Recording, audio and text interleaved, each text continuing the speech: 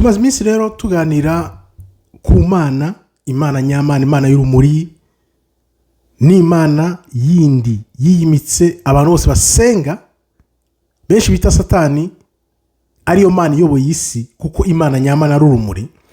Twarebye ibibazo 40 twibajije kugira ngo turebe kuko iyi Mana abantu basenga ni iyihe. Bya bibazo 40 rero mu rwego rwo kubisubiza, icyambere twaribajije kuko Imana nyamana y'urumuri idahita ikemura ibintu mbere yuko biba. Ibindi tujye kureba uyu munsi, tujye kureba Imana nimbiriho, abapfumu n'imbaraga zose z'umurengera zitavuye ku Mana ziri hanze y'urwo rumuri, izo mbaraga zituruka he? Abapfumu bakura he imbaraga?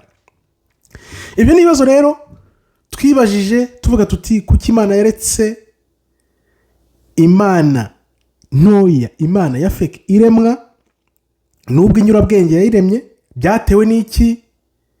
Ese kuki iyo Mana ya fake yakoze ibintu ubwayo?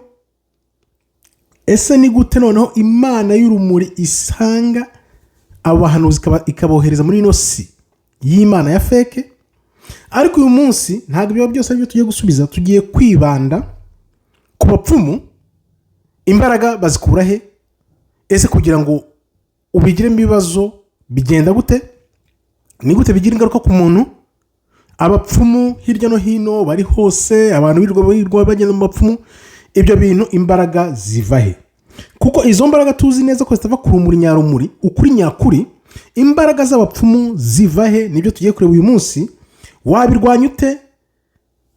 Byagenda gute kugira ngo ubikumire ibyo bintu? Nibyo tugiye kureba, tubanje kureba aho bituruka, ikibitera, n'uruhare ubigiramo kugira ngo bikugireho ingaruka.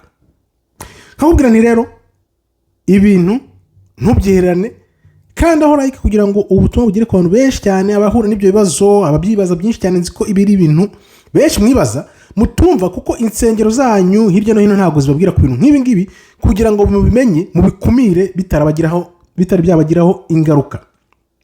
Ibuye ryagaragara rero ntabwo riba rikisha isuka. Niyo mpamvu ibintu nk'ibi ngibi umaze kubimenya ntabwo byakugiraho ingaruka nanone. Nkongera nkabwirane, abantu 80% mureba iyi channel ntabwo muriyandikisha subscribe. Mureba muri benshi mukagenda, niko gutera umusanzu ingabo mu bitugu iyi channel kugira ngo izamuke, twige ibintu benshi batajya bumva bikabagiraho ingaruka, mugataka kubera ko mutabimenye. Kuko ngo ubwoko bwanjye burimbuka kubera kutamenya. Abapfumu rero imbaraga bazivana he? Ko tuzi neza ko izo mbaraga ntabwo ziva ku Mana, ko Imana ntabwo yakora ibintu by'ubugome bibi nk'ibyo ngibyo. Imyuka mibi nta bubasha na buto ishobora kugira ku muntu utabigizemo uruhare. Kambigusubiremo, iyo myuka mibi nta bubasha na buto ishobora kukugiraho utabigizemo uruhare. Gutubigiramo uruhare rero kutamenya. Bakoresha amazina, bagakoresha amafoto, aho utuye n'ibindi nk'ibyo bintu. Nibyo bintu bakoresha, n'ibindi tutazi bashobora kuba bajyamo bagakora, kubera ko utari umupfumu nyine ntabwo wabimenya. Ariko ibivugwa cyane tuzi ngo bakoresha amazina, amafoto, aho utuye, ibyo ukora byose kugira noneho bakugirire nabi. Ariko kugira ngo byose bikunde, baba bagomba no kukugeraho mu buryo bumwe cyangwa ubundi, kugira ngo ubigiremo ububasha, ubahe bwa bubasha, kubera ko wabigizemo uruhare. Akenshi na kenshi rero ugira uruhare utabizi kubera kutabyitaho, kubera cya cyizere ngo kanaka ntihamemukira, oya ntiteranye nabo. Nuko rero bakurangiza, uvuga ngo kanaka mufitiye icyizere, ntabwo yamemukira, ntiteranye n'abantu. Uko niko bakurangiza. Ibyo bintu bizi rero ingero ni nyinshi cyane. Ntugirirwa nabi n'umuntu utakuzi. Icyo babikorera urakibaza, ukabasabira ngo urumuri rubiyereke, kuko icyo umutima wa muntu wagambiriye kugihindura hari ubwo bidakunda, keretse uciye ukubiri nacyo burundu. Kamwereke, iyo umuntu yagambiriye kuguhemukira ukabona nta kimenyetso cyerekana yuko uwo muntu ibintu arimo yabireka, agakomeza akwereka ko ibyo bintu ahubwo ari byo by'ukuri, icyo ukora ntabwo umuhindura, reka igihe gusa kikazamuhindura. kuko niba ushatse kumubera urumuri ntave muri uwo mwijima, gihamya uba uyifite uca ukubiri n'uwo muntu burundu, aho kugira ngo uzisanga uri mu bibazo utazikuramo. Iyo uzi ibyo bintu rero ni amahire, kuko bwa umuntu bwawe nubwo butabura, ariko gushishoza nibyo bishobora kugushoboza byonyine. Uzatinya umuntu uhakana ibyo wiboneye, ukabyibona n'amaso yawe, ukareba imyitwarire, guheza ugahezwa n'ibindi nk'ibyo, bigaragara neza ko uwo muntu azashirwa guhemukiye kugira ngo abone abwire rubanda ati nimureba kuriya muntu yari umusazi, ingaruka izi n'izi ziramweretse n'ibindi nk'ibyo. Urumva niko abantu rero bagufata kubera kutabyitaho, bakazavuga nizangaruka nimureba twarababwiraga. Niyo gahunda baba bafite, kubera ko nyine izo gahunda zaba baramutse bazigezeho, byahita bisubiza bya bindi banze kumva cyangwa banze kwemera. Noneho muri rwa rubanda nyine rurebera kure, kubera ko barebera muri wa mwuka wa satani w'isi, bakavuga nibyo, dore gihamya niyi, wa muntu koko ni umusazi, wa muntu ibyo bamubwiye dore n'ingaruka niko bigenze. Iyo wabibonye rero ukabibonera kure, kubera urumuri Imana yagushyizemo, witandukanya nabyo ukabigendera kure hashoboka. Ibintu nk'ibyo rero nibyo bakubwira, gusa nk'uko nakubwiye hejuru, ibyo bigerwaho iyo utamenya Imana ngo ubihungire kure cyane hashoboka. Iyo Imana ikugize mu murongo wayo, ukamenya ijwi ry'Imana, ukamenya inyurabwenge y'Imana, byajwe nakubwiye, rimwe rikwiyereka mbere rikakubwira ntujyayo. Iyo ubiciyeho rero nibwo ugira bya bibazo, none ugatangira gutaka, wataka babandi rero, kubera ko hirya no hino bizwi ko muri rubanda ko ibyo uvuga nyine nta shingiro, nubwo babibona babizi ukuri kandi bakuzi ko ari ukuri, ariko kubera wenda ibyo barimo gahunda, ibihango, ibiki byose, kugira ngo berekane ko uri umusazi, ko ibyo uvuga utabizi, kandi ko ibyo bintu byose uvuga kabisa nta kamaro. Noneho gahunda zasoza bya bintu bigafata, bagahita bavuga ati nimureba wa muntu ni umusazi. Ariko abajya mu bapfumu n'indi migambi misha nk'iyo, bibagirwa ko mu ijuru hari Imana y'urumuri ibona byose icyarimwe ahantu hose. Imana riri kubwite rekura, nta yandi mahitamo ugomba kugira, urarekura nyine, kuko bitabaye ibyo niko bakurangiza. Dukomeze rero, izi mbaraga abapfumu bazivana he? Niba koko tuzi neza ko ziva hanze ya rwa rumuri, ziva he? Kadufata urugero, ibaze nawe umuntu wagambiriye kujya mu bapfumu kugira ngo agire undi muntu nabi, kubera ibintu arimo, wenda watahuye, wabonye ibyo bintu, noneho wa muntu akavuga ati nzashirwa nkweretse ko ibyo wibwiye byose ari ibinyoma, atari ukuri. Umuntu nk'uwo nguwo ubigenza ute? Bariho amafaranga, bakajya muri iyo migenzo, noneho ibintu wenda bibi bigatangira kuba, kubera ko utabihungiye kure. Ibyo bintu ntago ari uruhurirane ruba rubaye, ahubwo ni ya myuka nyine ikugiraho ubwo bubasha, kubera ko utamenya Imana cyangwa umenye ibyo bintu bimenyera igihe, noneho bikakwibasira, abantu bakajya bahora bibaza uri mu biki bimeze gute. Ibintu rero ni iki kiba kibiri inyuma yabyo? Ibintu, izo mbaraga zivugwa ko ziva muri bwa bumana butoya buri aho ngaho bwa fake, bwaguye muri ino si. Ariko isi turimo tuzi ko iyobowe na Satani nyine, ariyo ya mana ya fake yiyimitse abantu benshi basenga ku munsi batabizi. Izi mana rero n'imyuka iri munsi y'urumuri, ikoresha iki? Cyambere bakoresha ubwoba, gushukana, kugushyira ahashashe, ariko kubera ko nyine nawe waramaze kubimenya, ntabwo ujya iyo bigiye. Hano rero ni ukuvuga ngo weho ushaka gucika ibintu, ugomba kujya muri rwa rumuri runyuze mu ijambo ry'Uwiteka, kugira ngo ubicike. Bitabaye ibyo, ya myuka ikugiraho ingaruka. mu migenzo myinshi cyane tuzi ko abantu bajya mu bupfumu, abantu bakora iby'amarozi, ibyo byose babikora bagamije kugira ngo bahemukire umuntu runaka, bakoresha imigambi, bakoresha kwiyorobekanya icyo bakuziho, noneho barangiza bakabishyira mu bikorwa kubera ko utabyitayeho. Ibyo bintu rero ijambo ry'Uwiteka nawe mwuka Imana yagushyizemo birabikwereka. Iyo bikweretse rero ntushobora gucukubira n'ibyo Imana yakweretse. Nubwo bwose izo gihamya zitava ahantu hizewe ngo turebe ko uwo mupfumu akubwira ati dore uko mbigenza, dore uko bimeze byose, ariko iyo abantu batangiye kubona ibintu by'indwara, iby'ubutunzi, iby'ubwoba, ugahora mu makimbirane, mu matati, ibintu nk'ibyo ngibyo byose, ukibaza ibyo bintu bishobora kuba bivahe.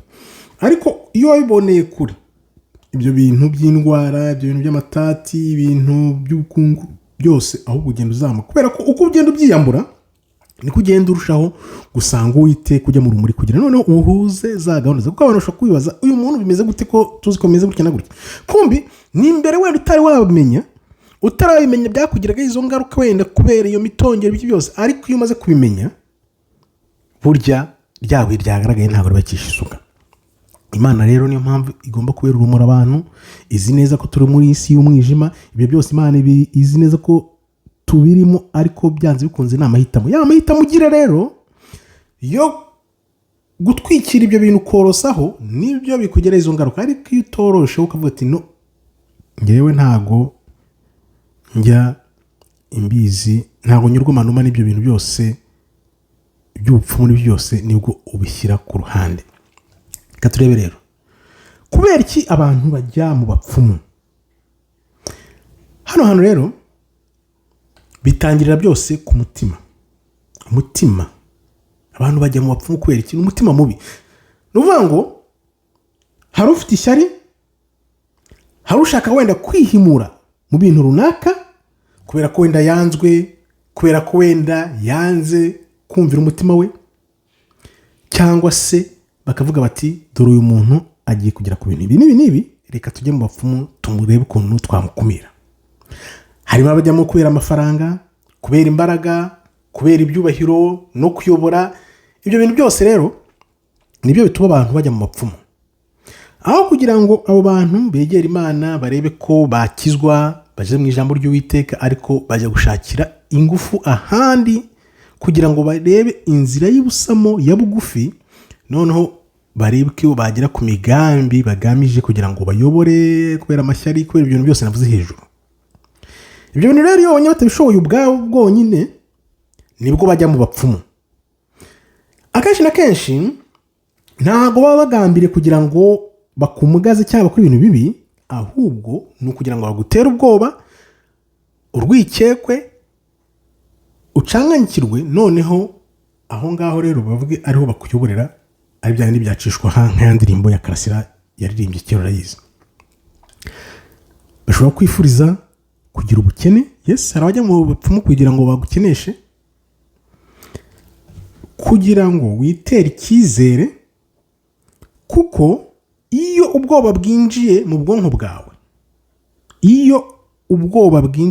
bwawe, niko bwa bwoba butangira gukoraho akazi n'ubudehe bikomeye cyane, kugira ngo noneho ya mivumo baba bavuga bavanye kwa Satani, bavanye mu bapfumu, ibe yakugiraho ingaruka.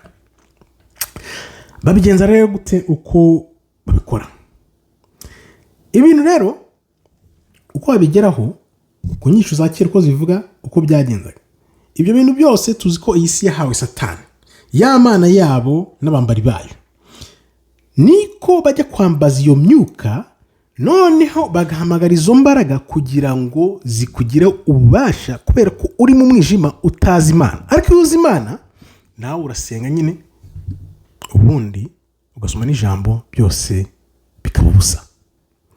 Abo rero niyo mpamvu bavuga bati imigenzo ya kera irakomeza igakurikirana, ariko noneho bagakoresha uburyo rwihishwa, byose bigakorerwa nyuma y'umugongo wawe, umugambi bakawunoza, bakavuga bati umuntu turamurangije ariko batazi ko hejuru hari Imana. Katurebe rero ni gute ubwoba buhinduka intwaro kirimbuzi yo kugira umuntu nabi. Barakubwira ngo waravumwe, noneho iyo umaze kubwira nk'ibyo ngibyo utangira kwibaza ibintu bishobora kuba ari byo da, ariko iyo uzi Imana uzi ijambo kuva kera nta kintu kimwe bigutwara, kubera ko ubuzi ko nyine wahawe umwuka w'ukuri n'ubwenge. Ubwoba nta kintu bushobora kugutwara na gito, amagambo Satani akoresha yose ubuyazi.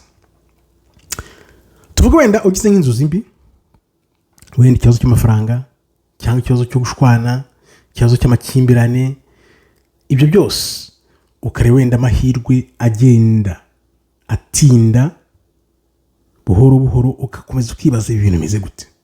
Ibyo bintu byose iyo umaze kubisobanukirwa ukabona ibintu byose bimeze gutyo kera, ukagenda noneho ukareba mbere utarabimenya, nyuma warabimenye uri mu ijambo, ukareba n'ikinyuranyo, ni ukuvuga ngo bwa bwenge ubwonko bwawe butangira kugira ngo bwisobanukirwe, noneho burebe uko ibintu biri kugenda, noneho busubize amaso inyuma burebe uko ibintu byagiye bizamuka bikura, noneho ubwonko bwawe ukabushyira ku murongo, bukagenda noneho busohoka muri ibyo bintu bibi byose buza mu byiza, kuko bumaze kumenya ukuri.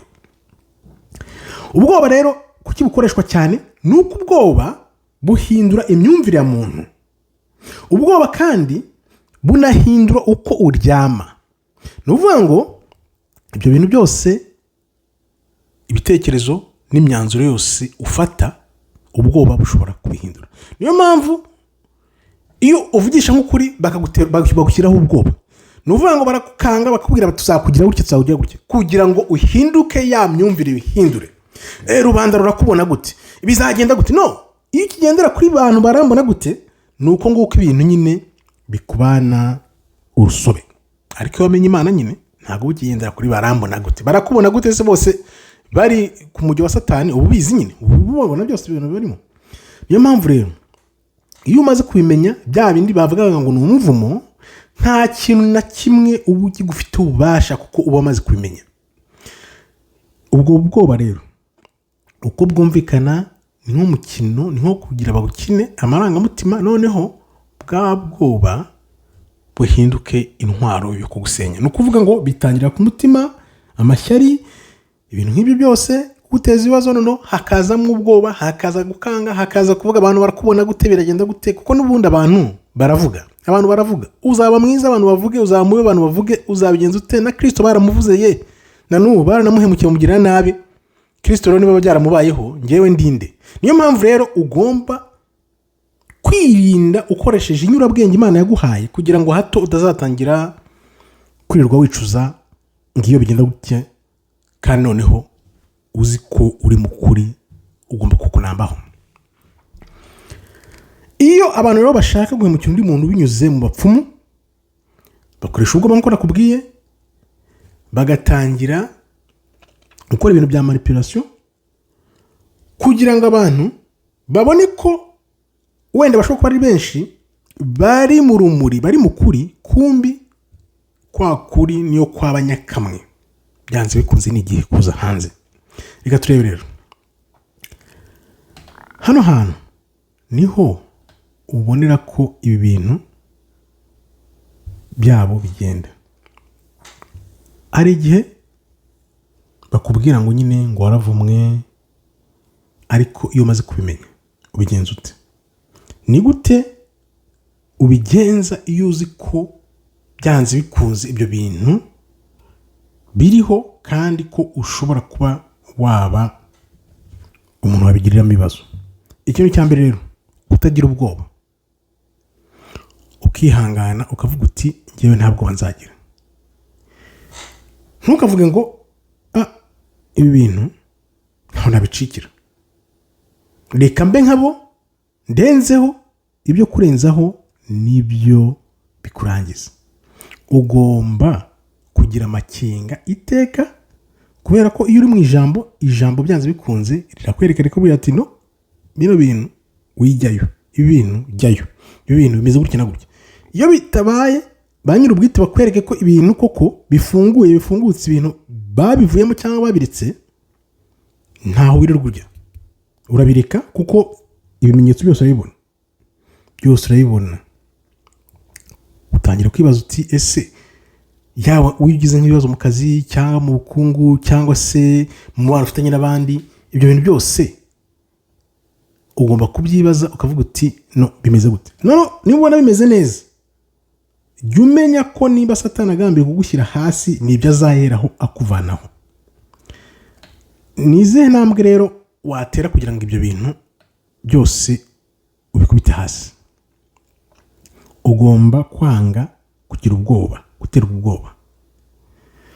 Ni ukuvuga ngo ibyo bintu iyo umaze kubona ibimenyetso, ukumva wenda amagambo, ukareba uko bimeze, ukareba ibikorwa, cyane cyane uko abantu bitwara mu bintu ukabirebera hafi, kuko burya ngo inyoni zijya inama n'abarinzi bajya izindi. Imana iyo Satani iri kuri urwo ruhande rw'abandi, nawe Imana iri ku ruhande rwawe, ni ukuvuga ngo ibimenyetso urabibona, gihamya urazibona, imyitwarire y'abantu byose urabibona. Noneho ukavuga uti niwo ufata wa mwanzuro wanyu, ukavuga uti no, nciye ukubiri n'ibi bintu, uranga ugasenga kugira ngo ugire imbaraga. Noneho washaka reka ikibazo gikemuka, abantu ukababwira wenda tereka ikibazo dore ukuntu cyakemuka, wabona abantu batabikozwa, iyo aba ari gihamya n'ikimenyetso gifatika cyane ko nta handi wabihera kereka ba nyir'ubwite nyine babigiremo ubushake, ubundi bigakemuka. Ugomba kugira kwizera Imana, noneho ugasenga, ukagira inyurabwenge kugira ngo wirinde, ukirinda. Niyo mpamvu rero ugomba kwiha Uwiteka Imana nyamana, Imana nyarumuri, ugakumira iyo myuka mibi, kuko iyo uyikumiriye nayo irirukanka ikakuva imbere. Niyo mpamvu rero iyo ubaye mu mwuka ukaba mu ijambo, niko ubitsinda, umwijima nawe ugatsindwa. Kubera iki rero Imana ibyo bintu idahita ibihagarika ngo biveho umwanya? Ni ukuvuga ngo Imana uko twabivuze ntabwo ishyiraho umuntu imbaraga, ahubwo iguha amahitamo. Ni ukuvuga ngo ya mahitamo y'Uwiteka niyo atuma uvuga uti ibi bintu ndebe ukuntu bimeze, reka njyewe cyangwa se njyewe, kubera ko ingaruka iyo zikubayeho niyo ugomba kuzirengera, ntabwo ari Imana. Abantu barabeshya, abantu bashobora guhimba ibintu, gutera ubwoba, gukoresha imyuka mibi gutyo. Ibyo bintu ugomba kumenya ko hejuru yabyo byose hari ya Mana ikurengera. Ariko kuba Imana ikurengera ntabwo ivuga ko ibintu bikomeye by'amatati bitabaho. Ni ukuvuga ngo Imana iguhaye nyurabwenge, kwihangana, noneho ukabona ibyo bintu udahuza nabyo ukabyirinda, ukabigendera kure. Niko ubicika, niko bigenda. Ni gute rero wabera abantu urwo rumuri, abantu bashaka wenda kugira nabi? Ikintu cya mbere, kwirengera cyangwa kwikingira ntabwo bivuze ko wanga abantu, ahubwo ushyiraho ikintu kimeze nk'imipaka. Utiriwe ujya gushaka ibyo kwihorera, ntabwo wihorera. Umuntu ugambiriye kwihorera, ugifite umutima mubi wo kwihorera, bigaragara ko ari mu myuka mubi. Ari mu myuka mibi, niyo mpamvu uvuga uti njyewe ntabwo mbifuriza kurimbuka cyangwa kugira ibintu byose, ahubwo ndashaka ko baza mu rumuri. Ahubwo ugomba kwanga kugira ubusabane cyangwa guhura n'abo bantu igihe usenga, kugira ngo bareke ibyo bintu, bareke iryo shyari, bareke ubwo bwoba, bareke ibyo bintu byo kugenda bakwiza amagambo hirya no hino. Mu gihe bitari byasobanuka, ugomba kwanga guhura n'abo bantu ubifitiye ububasha, nk'uko ijambo ritubwira. Turasoma no muri Matayo 5:44, nubwo batubwira ngo kunda abanzi bawe ubasengere nabo kugira nabi byose. Ibi ntabwo bivuga ko ibibazo ugomba kwinaga mu bibazo ngo wizere umuntu ushaka kugira nabi, guhemukira ubizi neza. Ntabwo bishoboka. Ni ukuvuga ngo ibyo bibazo biriho nyine, ntabwo bivuga ko ugomba kwinaga muri ibyo bintu kandi uzi ko wenda umuntu agambiriye kugira nabi. ibi rero bivuze ko uba wanze kuba abo ari bo abo bantu, urabyanga ukanga kuba icyo bari cyo, kuko baravuga bati wenda uzagira ubwoba, kwihimura, kwihorera, noneho wenda uko rubanda ruzakubona, ahubwo ca bugufi weho, witonde, wihangane, ujye mu kuri, noneho ushake uko wakwirinda ukoresha ijambo ry'Uwiteka. Kuvuga rero kubera abantu urumuri ntago bivuze ko wita bakarame cyangwa ndiyo bwana mu bintu byose bakubwiye ngo ngwino hano, bakakunyuza hirya hino, ariko uzi ko gahunda end game uyizi. Nuvuga ngo niba umuntu akuvumye ntabwo ushobora kumuvuma, kuko nta uvumwa n'uw'Imana itavumye. Kandi noneho ukavuga uti abantu ndi mu mwuka, reka ndebe uko nagerageza nanjye mbabere urumuri. Katurebe rero intambara turwana hano ntabwo ari intambara z'umubiri, ahubwo ni imyuka mibi n'amaraso biri mu kirere muri izo mana zindi zaguye. Ibyo bintu rero byose bishingiye ku bwoba no kugira ngo bakuyobore, yaba kuyobora mu bintu bibi nkabo, kuko iyo umuntu agiye mu bapfumu ni ukuvuga ngo akenshi na kenshi biba bishingiye ku ishyari cyangwa se kwifuza gukora uko ibintu ubishaka, kabone iyo byaba bibangamiye umuntu runaka. Ni ukuvuga ngo rero icyifuzo washyize ku mutima, niba kuko ubonye ko kitari cyo ntucukubire nacyo, ni ukuvuga nyine ukomeza izo nzira z'ubupfumu. Niyo mpamvu ugiyeyo nawe ahora yiteka bakoresha nyine kukubonaho amakuru, kuwutera ubwoba, guhora bagucunga, ibyo bita monitoring spirits, guhora bagucunga, bakurekereje, bagushaka. Wowe utabashaka bagushaka hiki, niba uri ikibazo, niba warasaze, niba umeze gute, kuki bagushaka. Kandi noneho bagutera ubwoba mu buryo bumwe cyangwa ubundi, abantu barakubona gute, bizagenda gute. Niyo mpamvu rero iyo uri intumbero y'abo bantu, ibyo bintu byose ubitsinda wanga kugira ubwoba, noneho ukavuga uti reka nkwereke ibintu byose ngiye gushyiraho imbibi ntarengwa, nkoresheje ukuri n'ukwizera, kuko iyo udakoze ibintu nk'ibyo ngibyo nibwo bikugiraho ingaruka. Nkakubwira nti rero umwijima nta na rimwe uzanisha urumuri, urwo rumuri rukurimo, rwa rumuri ruturimo byanze bikunze umwijima ntushobora. Ahubwo umwijima uzemere uce bugufi, noneho uyoboke urumuri, kuko umwijima ntushobora kuganza urumuri na gato. Nkakubwira nti rero intambara nanone turwana ikomeye zituruka mu myuka ni intambara y'ubwoba n'ukuri. Iyo uzi kuri mu kuri nyine uri mu kuri, kuko iyi si 99.9% bose bari mu buyobe, mu mwijima, basenga imana ya fake batazi, nibyo dushaka kubabwira ntibabyumve. Niyo mpamvu rero uzi ijambo ry'Uwiteka gutyo bararimenye, ntabwo ushobora kuyoboka imyuka mibi kandi waramenye urumuri. Ntibishoboka, niba bidashoboka. Ni ukuvuga ngo rero iyo umuntu ashatse kukuyoba gutyo, aba ashaka gukuraho umudendezo wawe, ibyiza wagezeho, kugira ngo akujyane wenda ya mu migenzo, imihango ya kera, ibintu nk'ibyo ngibyo, ariko ukavuga ati no ndanze. Iyo uvuyemo rero ukabreakinga ya chain, ni ukuvuga ngo byanze bikunze undi nawe akomeza ahangana rwana kugira ngo arebe kwenda ahanyanyaza, arebe ko yakuvana muri rwa rumuri wamenye.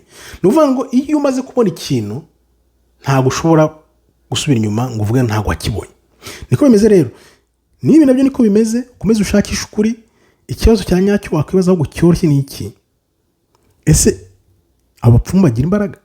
Bazikurahe imbaraga zikugiraho ubasha gute? Nuko nawe babigizemo uruhare ukabyemera cyangwa ukajyana nabyo, ahubwo uvuga uti bwa bwonko bwawe, yamahitamo ubuzima bwawe ubitwara ute? Ese urakomeza ujye mu bapfumu cyangwa urashaka urumuri rw'Uwiteka kugira ngo nawe uve ibuzimu uzima umuntu? Nibe twifuriza abantu. Igisubizo rero iyo umaze kukimenya nicyo kiguha bwa busabane n'Imana, none ukavuga uti ngewe ntabwo ndi muri iyo mivumo y'abantu, ntabwo ndi muri ibyo bintu byabo batekereza by'ubupfumu, ngewe ngiye kuba mu rumuri iteka. Nuko bimeze rero, imyuka y'abapfumu aho bavana izo mbaraga ni muri izo mana zindi bakorera za Satani, bagashaka kwibasira isi yose n'abantu kubera impamvu runaka, weyo ubimenye rero ucukubiri nabyo, noneho ukavuga uti kuva uyu munsi ngewe n'ubwo rwanjye n'inzu yanjye tuzakorera Uwiteka, ntabwo tuzakorera za mana za fake. Ukaba mu rumuri kugira ngo ubere abandi urumuri nk'uko Imana duhaye. Abo twabanye rero murumva ko ikibazo cy'abapfumu giteye, ni ibintu bikugwirira iyo bigizemo uruhare cyangwa se ugendanye nabyo. Iyo byitaje ukabigendera kure ntibishobora kugeraho ubasha na gato kuko wamenye Imana.